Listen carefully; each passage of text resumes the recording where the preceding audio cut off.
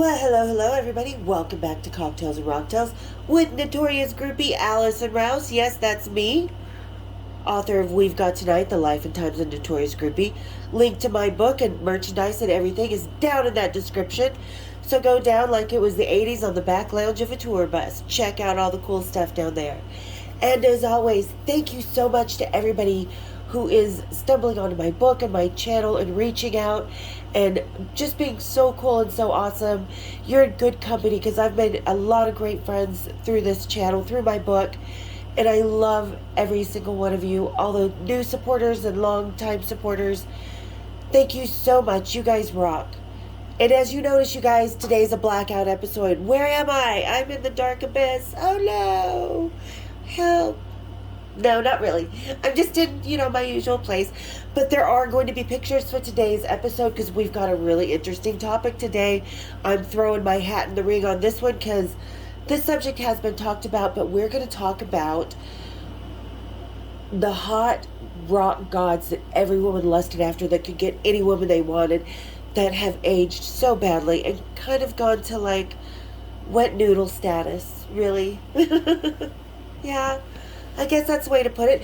Because also our cocktail for the day is called the limp dick.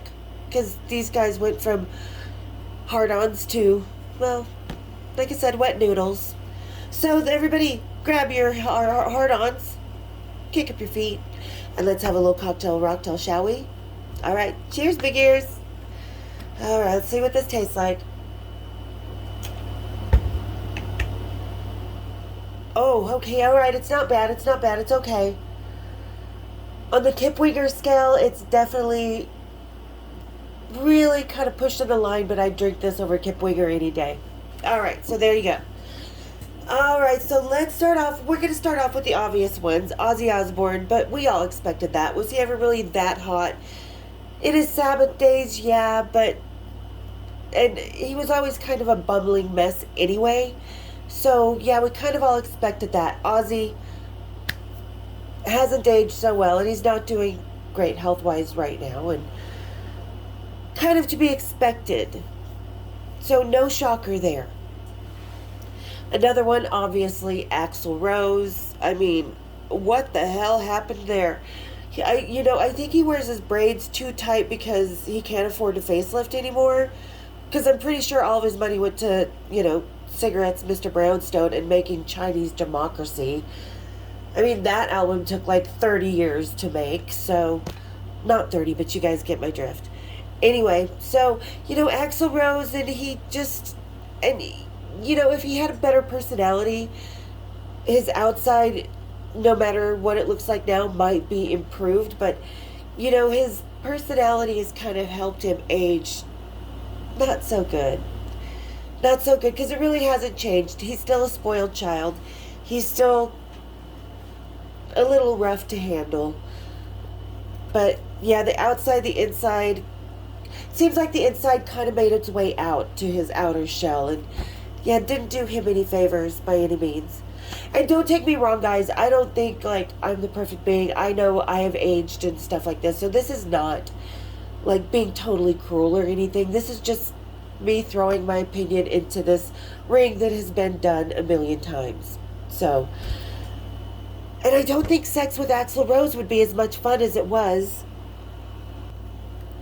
when he was hot Axl, Use Your Illusion and Appetite for Destruction Axl, because this is another one that has kind of lost his real passion for making music and doing something with his band, because he lost a really incredible band.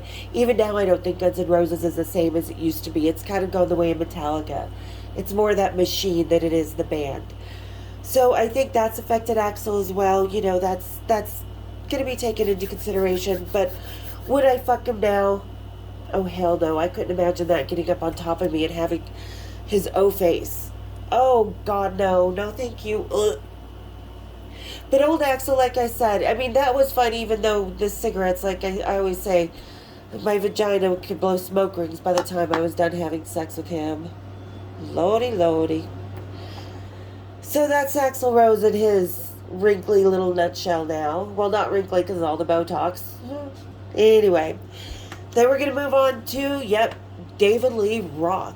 What the fuck? Someone needs to take their ADHD meds down a notch. I mean, I was okay. It was okay when he was hot, but now it's like, oh, dude, what happened?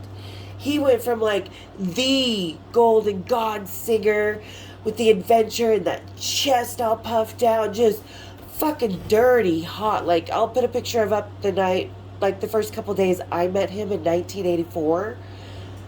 Wow, what a 360 this has done. I mean, what?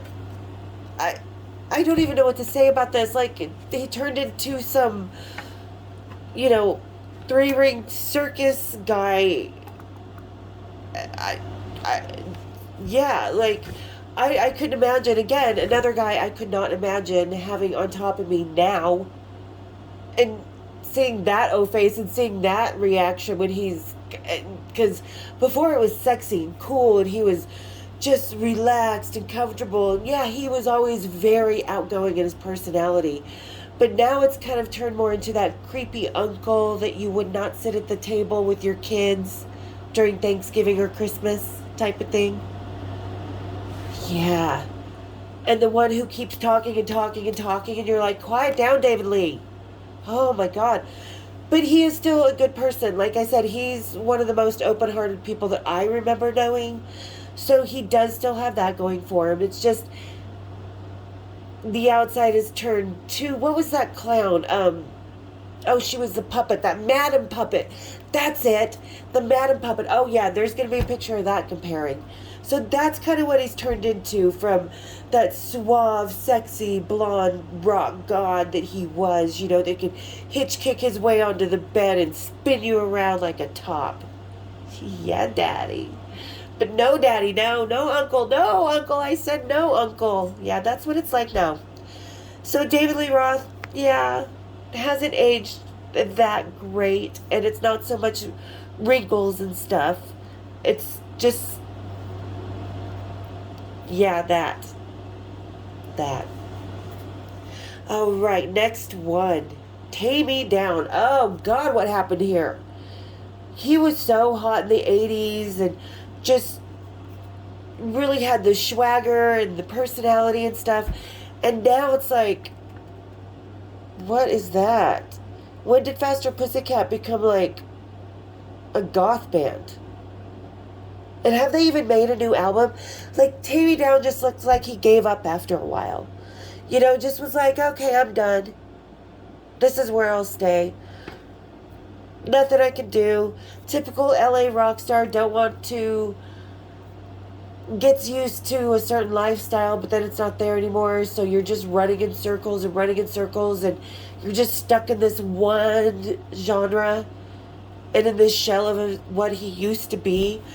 Yeah, it didn't age very well. It still smokes on stage, still kind of, I don't know what kind of rock and roll lifestyle he lives, but the one he lived in the 80s definitely did not do him any favors now. So yeah, there's another one. Taime Downe did not age very well. Looks like Uncle Fester and Gomez had a baby.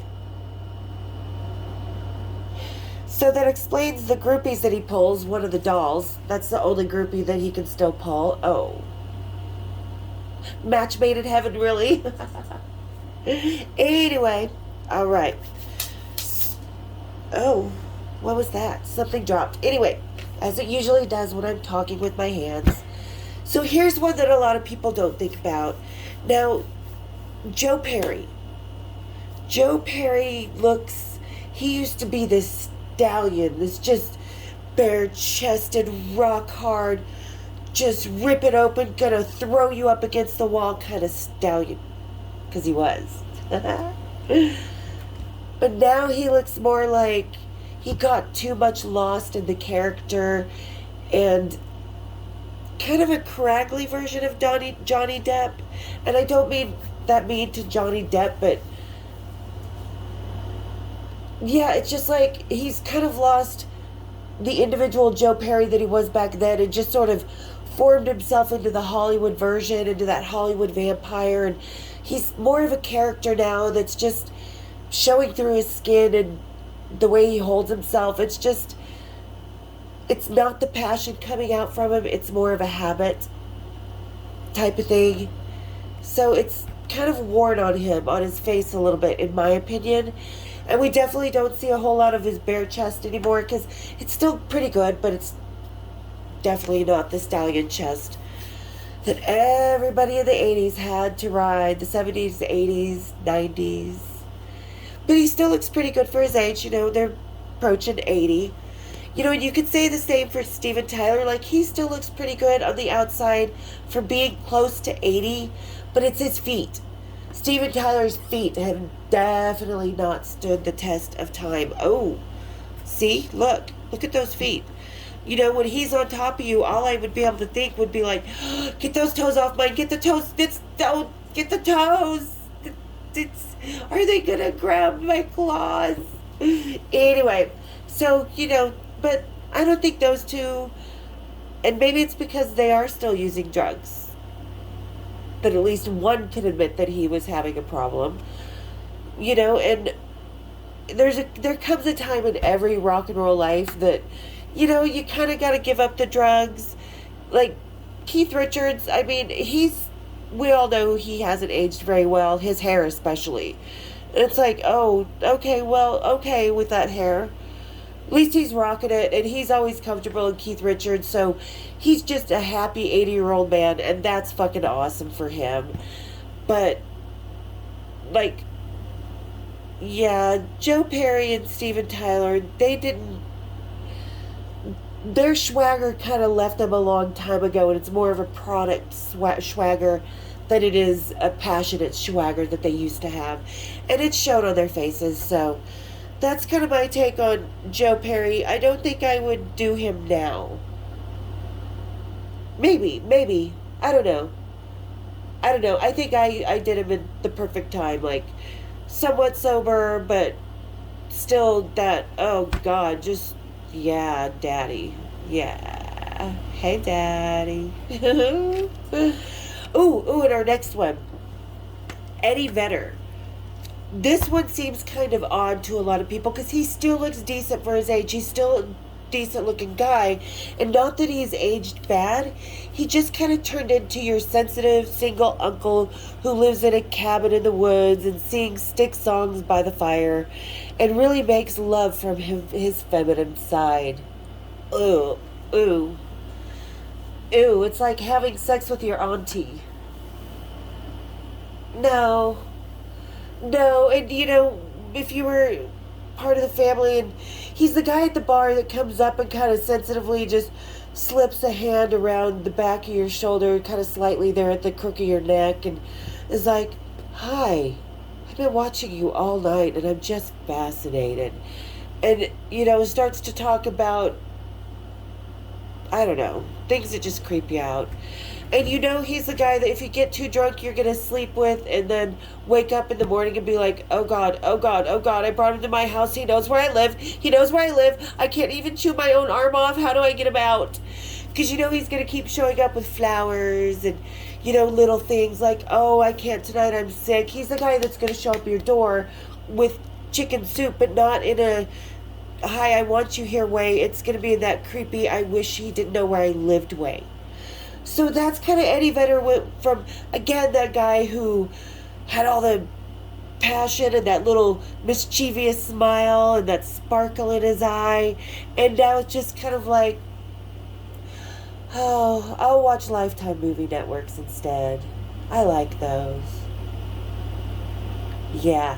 So to me, that's kind of why he's aged. Like I said, it's not that he looks bad.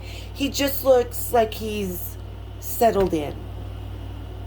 And yeah, like I said, like he cries after sex now, as to compare it, he used to be like jumping up and down and, oh yeah, yeah. So would I want to see his own face now? Probably not. I think it would, I don't like to see men cry after sex. That's pretty much it. And I think that is it, because, well, I had Glenn Danzig on the list, and really the only thing I had to say about him is get a tan and stop wearing black underoos. So on that note, we'll go ahead and call it a day on today's episode, folks. So again, thank you so much for all the love, all the support. So nice to meet all the new people and continuing friendships and growing friendships with the other people that I've known for a long time. It truly means everything to me, guys. Truly. And I've got some stuff coming up for everybody at Patreon. It really won't start happening till next month when some of the bands I know come in town. So and thank you so much to everybody over Patreon that's been just supporting me there. You guys are really, really awesome. It does help this channel keep going.